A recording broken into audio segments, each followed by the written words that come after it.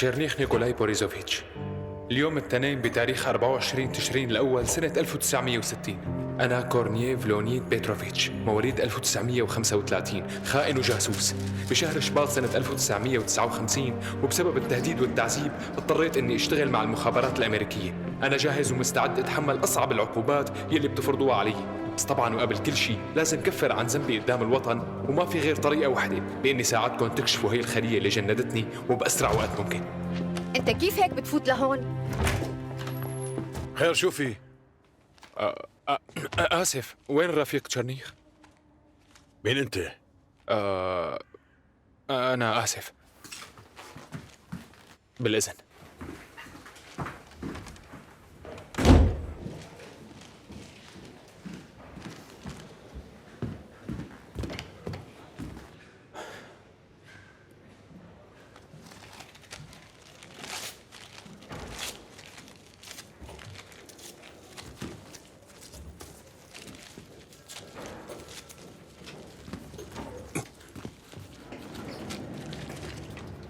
صباح الخير.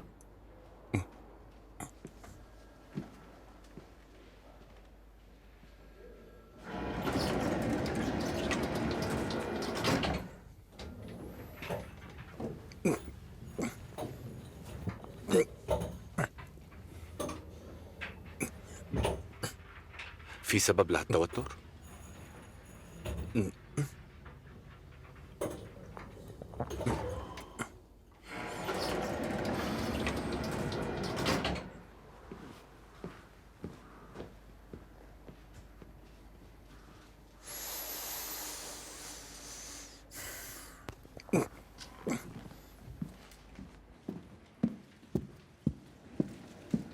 صباح الخير.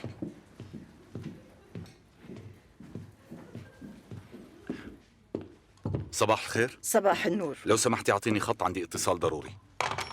مع مين أوصلك؟ انا بتصل والتقرير اليومي؟ بعد ما خلص الاتصال.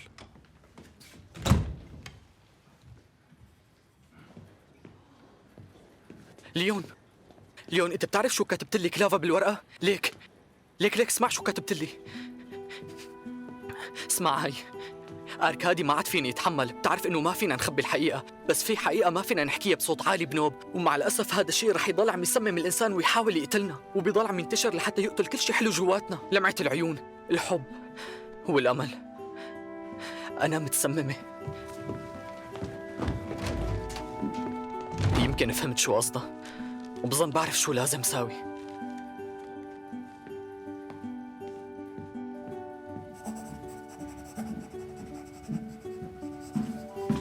أركادي، بدي أشوف رفيق بيريكوف بموضوع مهم. هو مشغول. الموضوع كتير مهم. إذا كان بخصوص عطلة العرس فروح لعند مكسيم شينا بقسم الذاتية وهي بتساعدك بالموضوع. أنا لازم شوفه.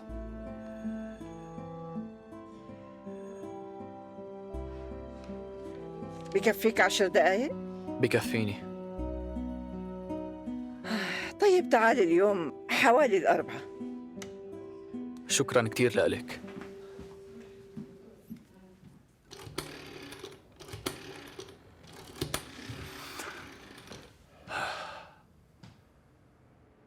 رفيق فالنتين، مشي الحال؟ طمني، شو وضع رفاقنا اللي هنيك؟ ممتاز. برافو عليك، عن جد انت فرحتني. انت فعلا ما خيبت اللي ظني وكنت قده. ايه، ليك بخصوص هذا اللي اسمه شيرنيخ، اطمن ولا تاكل هم. انا باكد لك من اليوم ورايح ما بقى يزعجك ابدا. بتشكرك. ولو تكرم. يلا سلامات، ابقى اتصل. اكيد. بيريكوف بيشتغل بالخارجية. فيك تعتبره انه هو مثل الالمان تقريبا، حدا موثوق. بتقدر تعتمد عليه.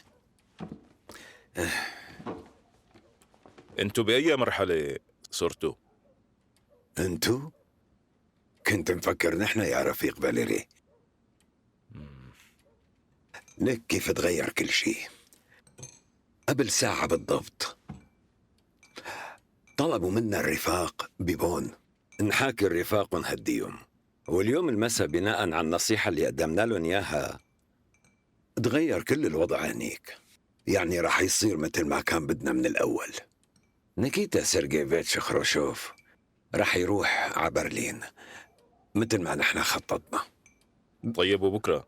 بالنسبة لبكرة بظن واضح، بكرة الصبح رح يصير اجتماع للمجلس كله، وفيكتور ميخائيلوفيتش رح يطرح هذا الموضوع الخاص بتنحية رئيس الحكومة السوفيتية. وعدد الأصوات الكبير حيكون من عندكم. بناء على حساباتنا المبدئية رح يصوت 4 أشخاص لصالح خروشوف: كوسيجين، ماكايان، فرول، كوزولوف.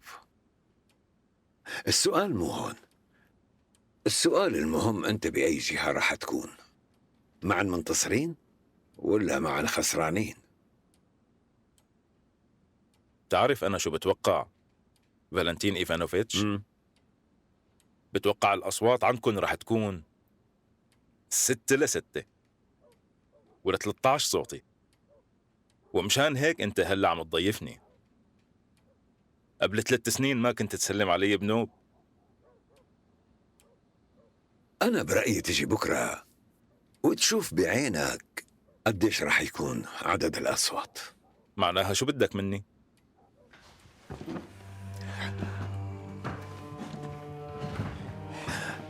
بالواقع فاليري، هلأ بالقطاع السياسي من بعد نيكيتا رح يصير فوضى وخراب كتير، ولازم حدا يرجع يرتب الأمور بأسرع وقت وبكل حزم. ما في حدا غيرك بيقدر، أنت أكتر حدا مناسب. صدقني الوطن بحاجة وجودك. طيب شوف، خلينا نفرض إنكم قدرتوا تشيلوا وحطيتوا كليمة أو حتى أنت، شو حيصير وقتها؟ حتلحق المعارضين مثل ستالين؟ لا رح تكرر الماضي؟ لا لا لا، ما في هيك شيء. ما رح نلاحق حدا أبدا. نحن رح نطالعهم على التقاعد وخليهم يلعبوا كرة ريشة. تصرف واعي، ما توقعته منكم. هذا الحل الأنسب. مفهوم. طالما هيك وبدون تردد أنا موافق. إيه.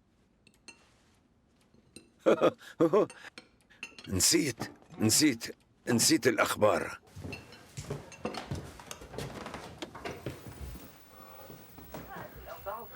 بشكل مفاجئ وبسبب استمرار عمليات الخطف لعدد كبير من مواطني جمهورية ألمانيا الديمقراطية، قامت سلطات ألمانيا الديمقراطية بتشديد الحراسة على الحدود، وقد تكلل هذا الإجراء بالنجاح، وتم إحباط عدد من المحاولات التخريبية في مناطق متفرقة من شايف كيف؟ مراسلنا سيخبركم بكافة الأمور ماشية صح. أكيد هلأ رح يصير في حرب يا غالية، حرب حقيقية. يا ريت نحتفظ برأينا الشخصي لحالنا. هذا الحكي موجه إلك كمان بولينا، انتبهي لنبرتك كتير منيح. هاد أول واحد لازم ياخدوه لأنه أكيد رح ينفعهم. بس 10 ثواني وعلى الهواء.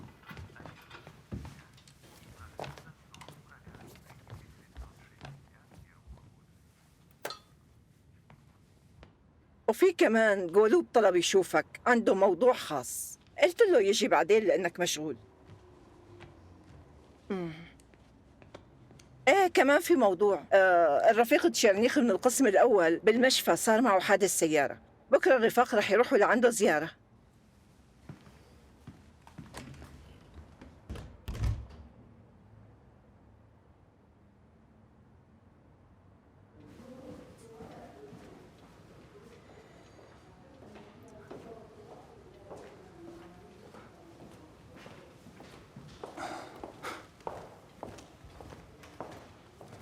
مرحبا. يا أهلين.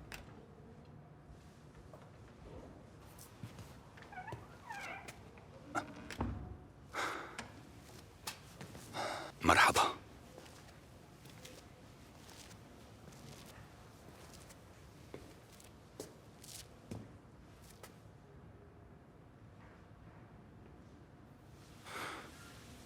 نيكولاي،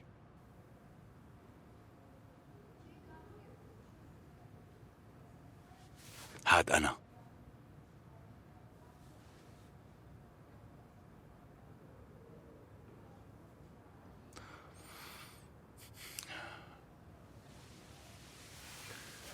شد حالك وتعافى بسرعة.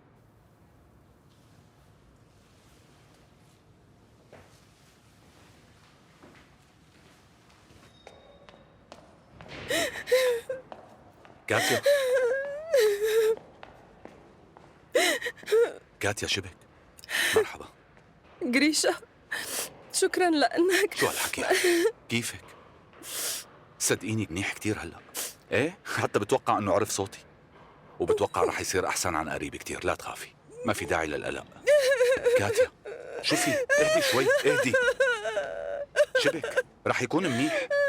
كاتيا اهدي، طولي بالك، طولي بالك. شبك لو سمحتي ساعديني. خلص اهدي شوي. حاج تبكي كاتيا، حاج تبكي. أندريه، أندريه، نعم. ساعدني بسرعة. جيجنسال 5 ملي طيب فورا. ماشي، امشي معي. عفوا رفيقة، هي منيحة؟ نوبة هستيريا.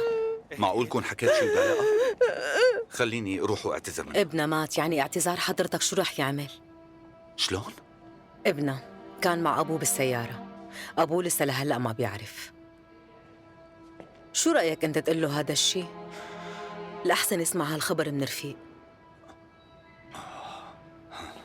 عن إذنك.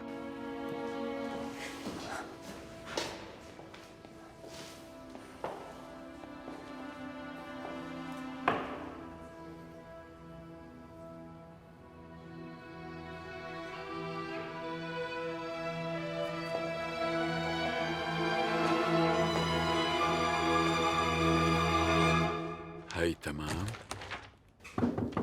أيوة. إيغور ستيبانوفيتش، ممكن؟ إيه تفضلي.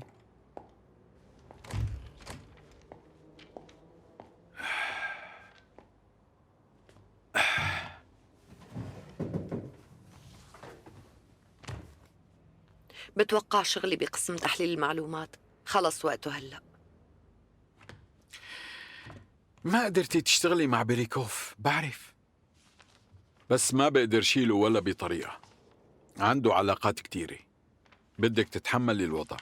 ما له لزوم تشيله من مكانه، عم يدير قسم تحليل المعلومات منيح.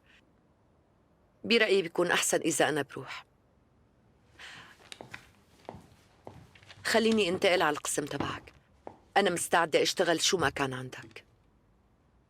طولي بالك، بدي روح على المنتجع الصحي شي شهر، ما بعرف شو بو قلبي، بس ارجع وقتها نبقى منشوف.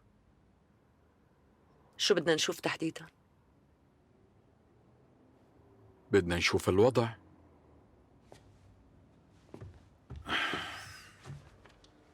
تنبؤات مو كتير عجبتني.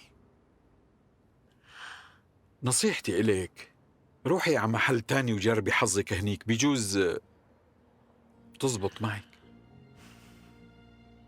برأيي إنك تروحي على معهد موسكو للعلاقات الدولية، أكيد رح يقبلوكي. وديري بالك من بيريكوف. ما عندي أي سبب لحتى ما أوثق فيه. جد؟ حلو كتير. طالما هيك روحي اسأليه ليش هو امبارح راح على برلين بمهمة للجنة المركزية، واليوم هنن عم يقتلوا الناس بالشوارع هنيك. يعني بركي هو بيقدر يشرح لك شو اللي عم يصير بالضبط هنيك، لأنه ما عم يخبرني شي ابنه.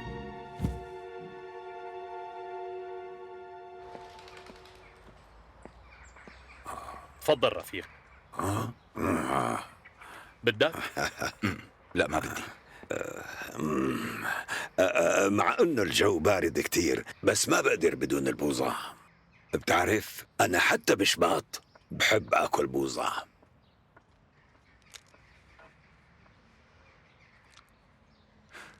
تشيرنخ، هذا شغلك؟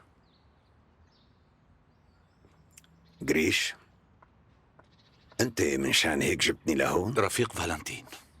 بشو عم تفكر جريشة؟ انا قلت لك هالشي من قبل. الوقت مو مناسب ابدا. ايه اضطرينا نعمل هيك بسرعة. ايه لانه مصير هذا البلد بايدنا نحن.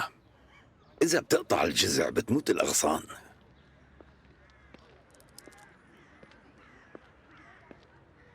بعدين أنا اهتميت فيك منيح. أنا بعد ما خسرت فولوديا بالجبهة اعتبرتك ابني. شو رح يصير بعدين؟ الأمين العام حيصير كريم فاراشيلوف. أنا حأترأس الخارجية، وبهي الطريقة البلد رح ترجع قوية وتكون حرة بقرارها وما تخضع للغرب. طبعا أنا وياك رح نشتغل لنوصل لهالشي. وشو المصير اللي ناطر قسمي؟ القسم تبعك اشتغل المطلوب منه. منقدر نعلقه برقبة جروميكو. انت فكر لحالك، يعني قسم كامل جوا الخارجية عم يشتغل بالطريقة الأمريكية. مو بس هيك، كمان هو عم يزرع فينا القيم الأمريكية. ايه، هذا الشيء هو بحد ذاته بيوقعنا بمشاكل كبيرة.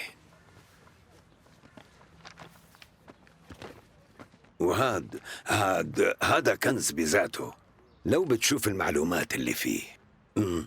هون في 100 قضية، وقضية ضد القسم تبعك. في بقلبه تقارير مهمة. ليك شوف هاي. أولاً هاد بخصك، رح أقرأ لك. اسمع، أنا غولوب أركادي يوسيفوفيتش، قمت بعملية تزوير رسمية بعلم وتوجيه من مدير الرفيق بيركوف غيمبي.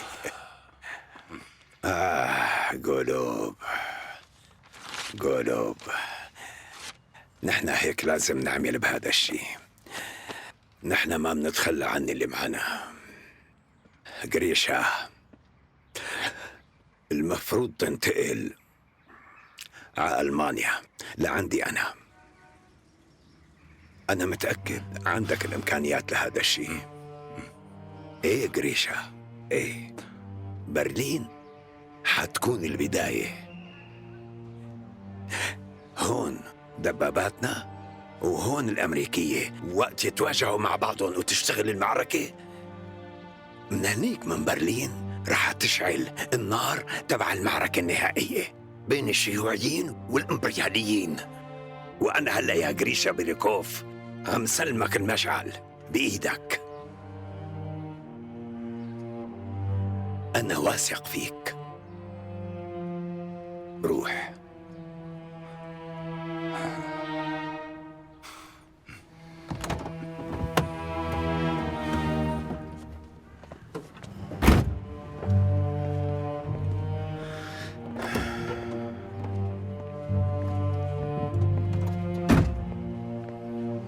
بدك نراقبه.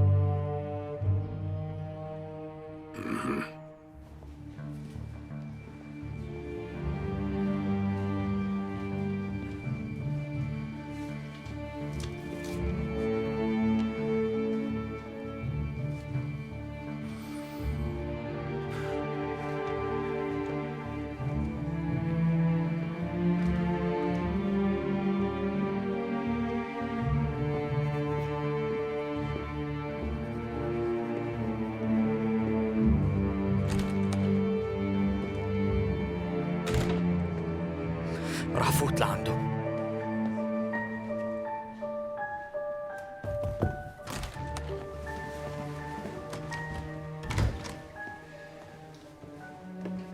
غريغوري فلاديميروفيتش، شو المطلوب؟ بدي أعترف. عم بسمعك. أنا بكل صراحة عملت غلطة كبيرة. بالحقيقة كنت بوضع اضطريت إني أكتب شغلة بشعة. تقرير فيني ما؟ مفهوم. من وين عرفت؟ ما كتير مهم هالشي، أعطيني الطلب يلا. أي طلب هاد؟ طلب الاستقالة حسب رغبتك. مو لهذا السبب جاي لعندي؟ ايه بس لسه ما جهزت هذا الطلب. ايه عادي، بتقعد وبتكتبه. ماشي. مو هون، روح لبرا على الاستقبال. مفهوم.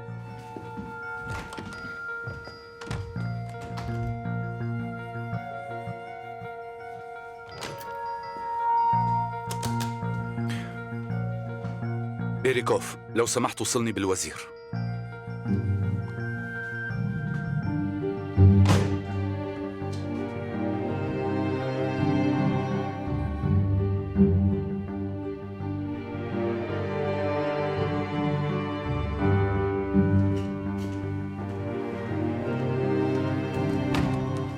تعال معي. وانت ناديجدا بتروفنا.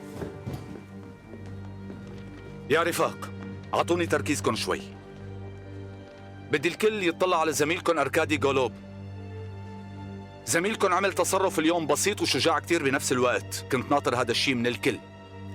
حضرته ترك مأوى العجزة تبعنا وقرر انه يستقيل. أركادي، انت عم تمزح؟ اللي عم يمزح هون هو انت. تحليل إيماءات كينيدي في المناظرة التلفزيونية الثانية مسخرة. وبهذا الوقت دباباتنا ببرلين واقفة على بعد 100 متر عن الدبابات الأمريكية. ومبارح كانت واصلة بيناتهم المسافة للنقطة 0. شو رح يكون الرد تبعنا؟ منعمل جدار أو متاريس من وراء؟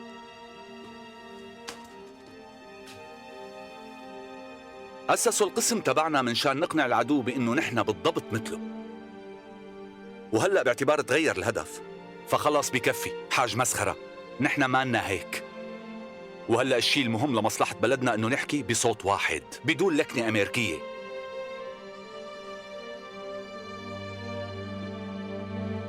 طبعا بكرة بالاجتماع تبع رؤساء الأقسام أنا رح أقدم طلب بالنقل الكامل والنهائي لقسم تحليل المعلومات لقسم إدارة معلومات السياسة الخارجية، واللي هو بإدارة الرفيق شويكو.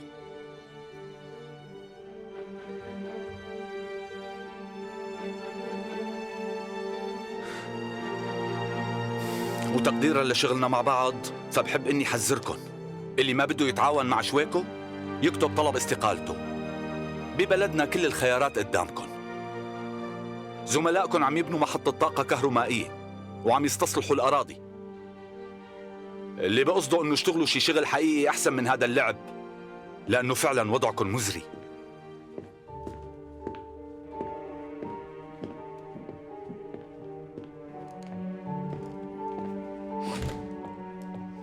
يا رفاق، هلأ ما فيكن تسألوا بنوب.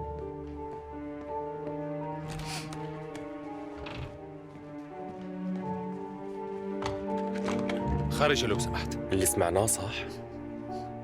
نطة، اهدي شوي، روقي، طولي بالك. يصير هيك؟ وطي صوتك. روقي، طولي بالك. روقي، ما عم صدق. كل شيء له حل، بس اهدي. أكيد يلي صار مش حاجتك. حقيقي. خلينا نستنى شوي. البكي ما له حل.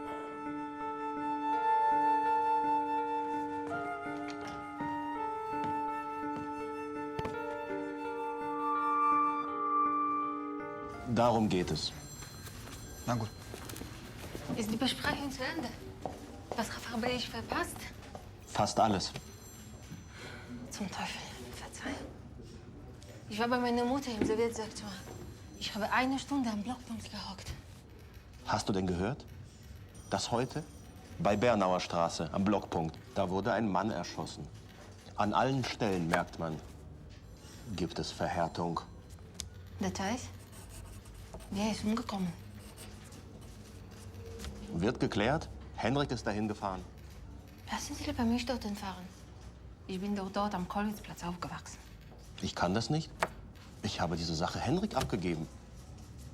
Das kann ich nicht, Gabi. Nein. Danke, Boss. Gabi! Gabi, was für ein Teufelsmädchen. Grüß Gott. Komm gerade zum Dart. Können Sie uns bitte sagen, wann wir das gekriegt und wir können durchkommen?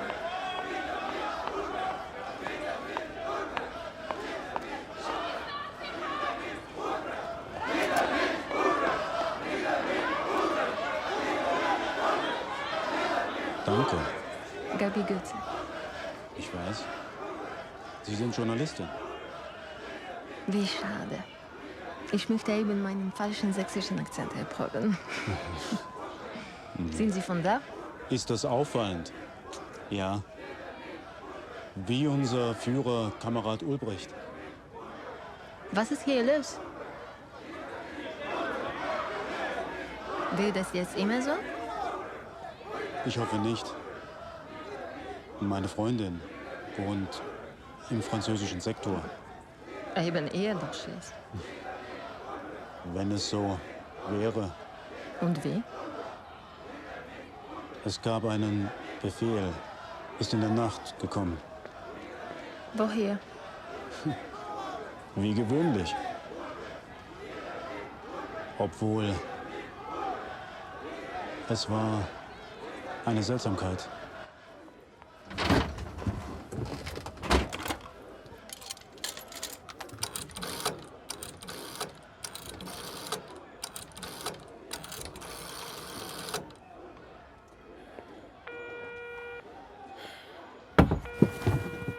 Teufel, Sie haben mich erschreckt. Gabi, hier wird's gefährlich. Blick, Klaus Einhorst. Klaus? Hier ist Gabi. Ich bin in der Bernauer Straße. Ich halte für mich eine Hälfte von der Herzspalte. Es ist sonderbar, was ich hier sehe. Gewöhnlich gehen alle Veränderungen in die Grenzordnung von der SPD aus, stimmt's? Mhm. Also die gestrige Befehl ist zu diesem konkreten Blockpunkt direkt von der Sowjetkommandatur gebracht worden. Obwohl sie natürlich berechtigt sind, ist sowas aber seit 48 nicht passiert.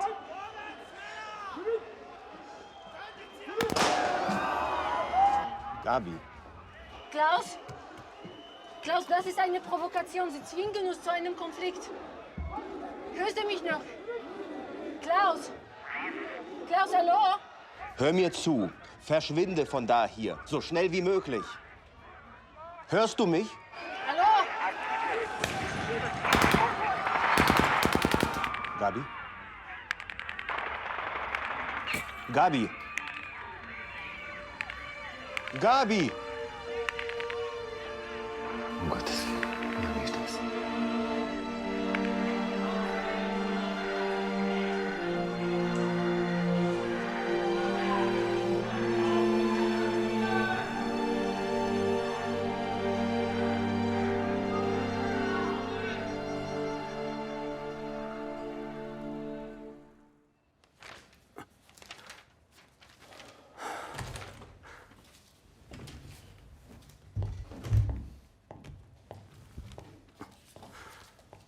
فكرة مين كانت حل هذا القسم؟ فكرتي. ما بصدق. فيتوتوف حذرني منك كتير. قال لي إنك عم تلعب لعبة. وبصراحة ما صدقت هذا الحكي وحاولت إني دافع عنك، بس شايفة طلع معه حق. ما رح تجاوب؟ بسيطة، مو مشكلة. الرفاق خوفوك مني، بس أنت ما عندك الصلاحية تشيلني من منصبي. وأنا مو بحاجة صلاحية. تركتي بناء على رغبتك الشخصية، وبإيدك أعطيتيني طلب الاستقالة، ولا نسيتي؟ وأنت احتفظت فيه. صدقيني هيك أحسن.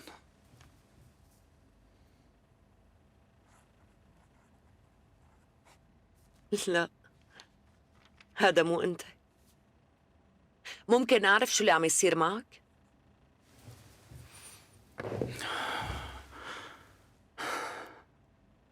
روتا، صدقيني أنا عم حاول أحميكي. يعني معقول لهلأ وبعد كل شي صار أنا ما بستاهل إنك توثق فيني؟ فيك تحكي معي مثل العالم والخلق؟ كرجال. ما في داعي لهالحركات التافهة. ما بقدر. سر؟ طيب لا تقلي. بس شايفة إنه هاد جزء من شي كتير كبير. أنا بتوقع إنه في شي رح تعرفه البلد كلها عن قريب، وعلى الأغلب رح يجي يوم تسألك بنتك عنه. لو أنا محلك كنت بلشت من هلأ ألف كذبة تكون حلوة ومقنعة. استني شوي.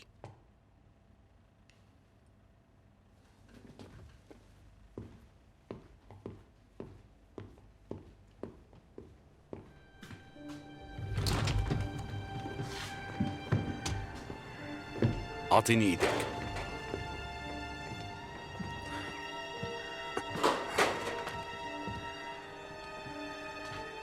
روتا أنا رح أحكي بالمختصر. عم يتحضر هلأ لانقلاب، بدهم يشيلوا خروشوف. كل حدا اشتغل معي الأحسن إنه يضل بعيد عن الوزارة. عم تفهمي علي؟ أنا فكرت إنه هذا الشيء بس بالخارجية. لا، بكل مكان. بدهم يرجعوا الحرس القديم وفي حملة تنظيف. وأنت معهم؟ لا أبداً. خروشوف بده يروح على برلين، بس يتأكدوا إنه صار برات البلد، وقتها رح يعملوا انتخابات رئاسة اللجنة الجديدة من دون وجوده.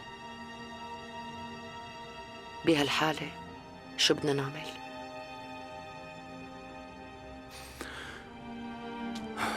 هلأ ولا شيء. يعني فينا نشم هوا، نتفرج على السما، أو حتى على المدينة. يلا اعترفي، كنتي دائما تحسدي الشباب لما تشوفيهم طالعين يدخنوا هون، مو هيك؟ لا أبداً، أنا كبرت على هيك أمور.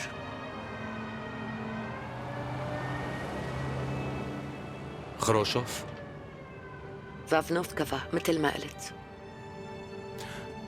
شو رأيك نلحقه؟ تعالي.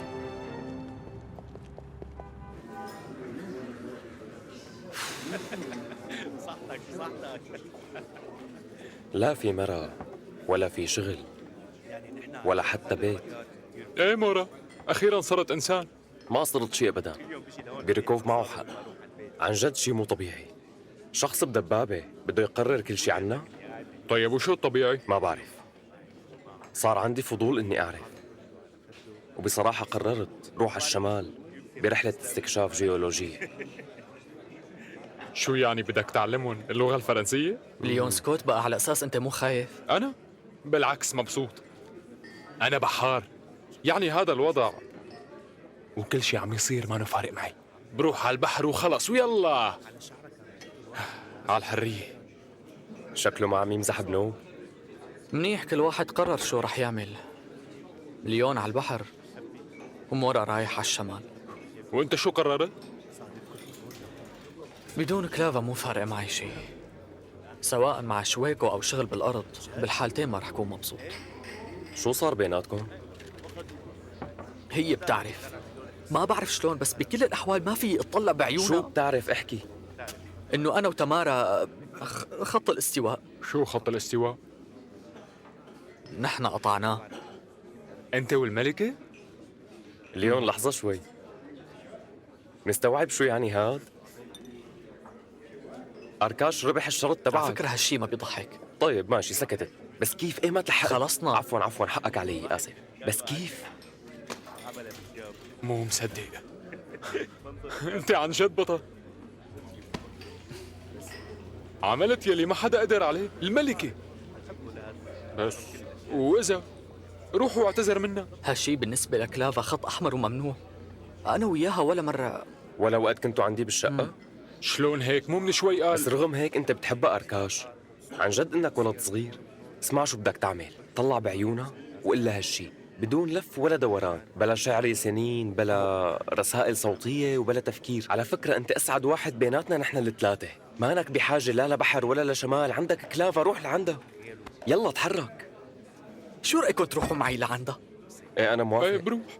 وأنا يلي رح وصلكم.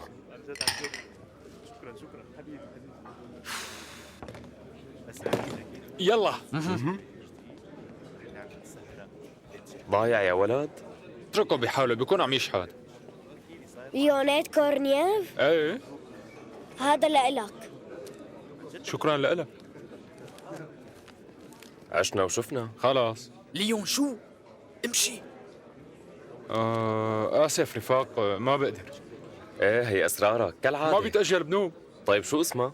عن جد عيب عليك، هلا البنت صارت أهم مني، ما كنت متوقع هالشي منك. يلا أندري امشي. أركاش